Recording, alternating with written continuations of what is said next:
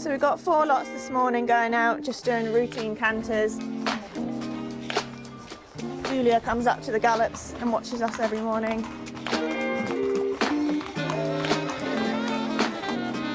This morning is a cantering day.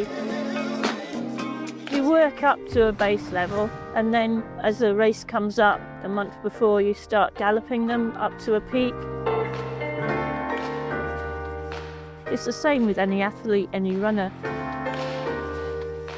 I'm Julia Birkett and I train with my daughter Shelley Birkett.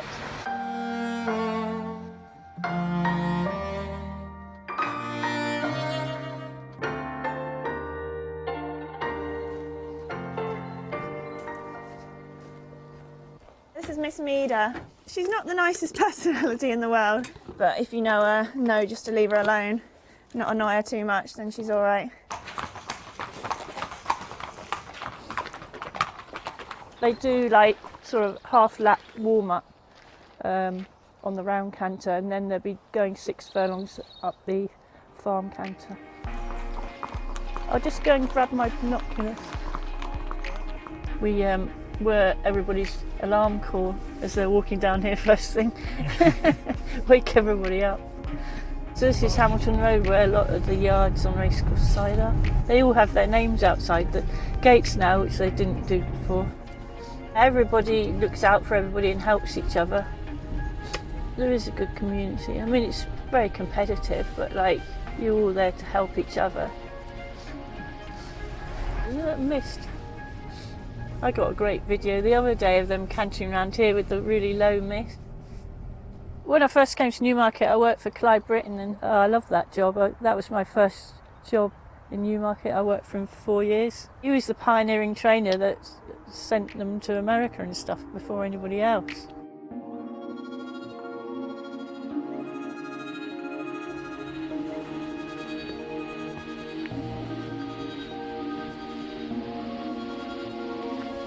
A lot changed from when I first came to Newmarket, like with the gallops, and never used to have rails in my day. They wouldn't be able to ride without rails anymore. So they're just on their way up now, Baz. Shelley's in front again. She's my eyes with the horses now. Before I used to ride out all the time, but as I've got older and new hips, like unfortunately I can't do that anymore. So now she's my eyes with the riding work, knowing how the horses are, and I couldn't do it without somebody like that. She's got the passion and the feel and knows the horses, and you know, ridden as a jockey, and that's all the feedback you need when you're on the ground.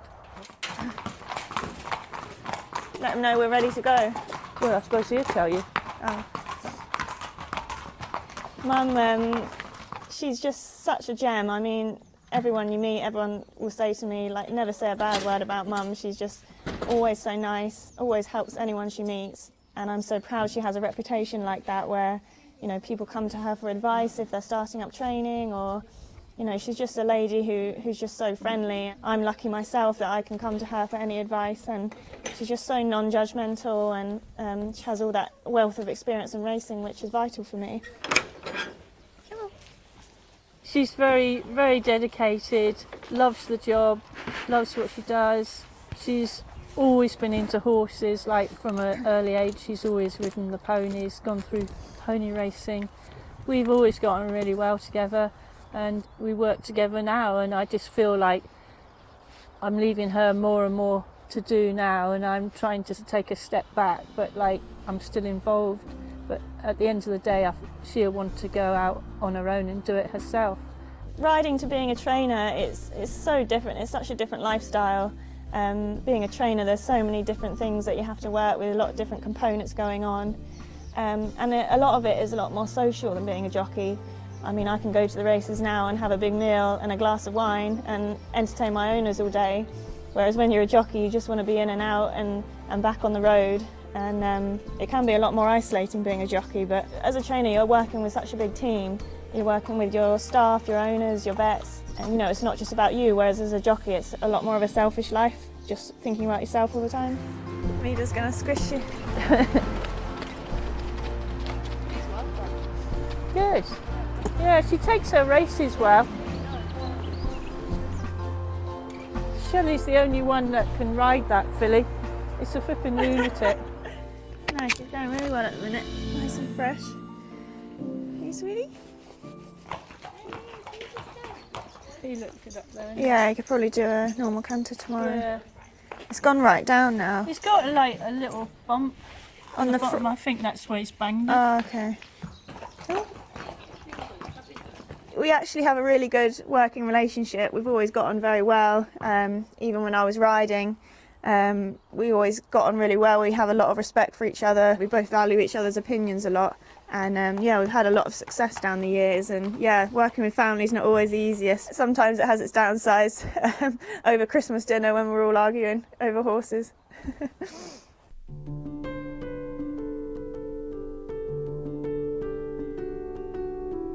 That's Bonnie. She goes racing with them all the time. I don't know if you've seen her.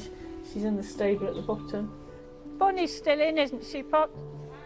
Yeah, we just want to film her.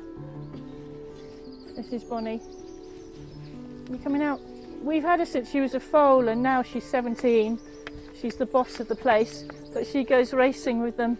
She's an asset to the place. We couldn't manage without her. And now she's going to scrounge all the horses' feeds. Come out. Oi.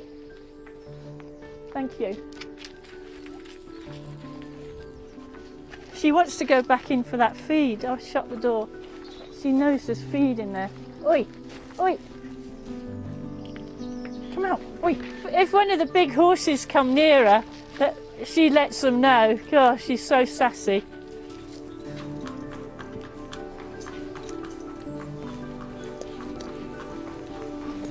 We call it centre parks for horses. It just has that feel about it. They're not in a barn where they can't see anything and, you know, it just blows their minds, doesn't it? They have so much to look at.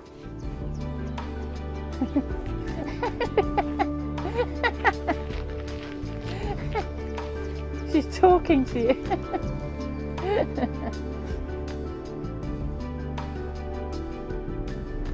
This is probably the best horse we've had to date, Spirit of Saja. He won first time out at Newmarket with Mick Cannan, and then he was third in the Norfolk at Royal Ascot.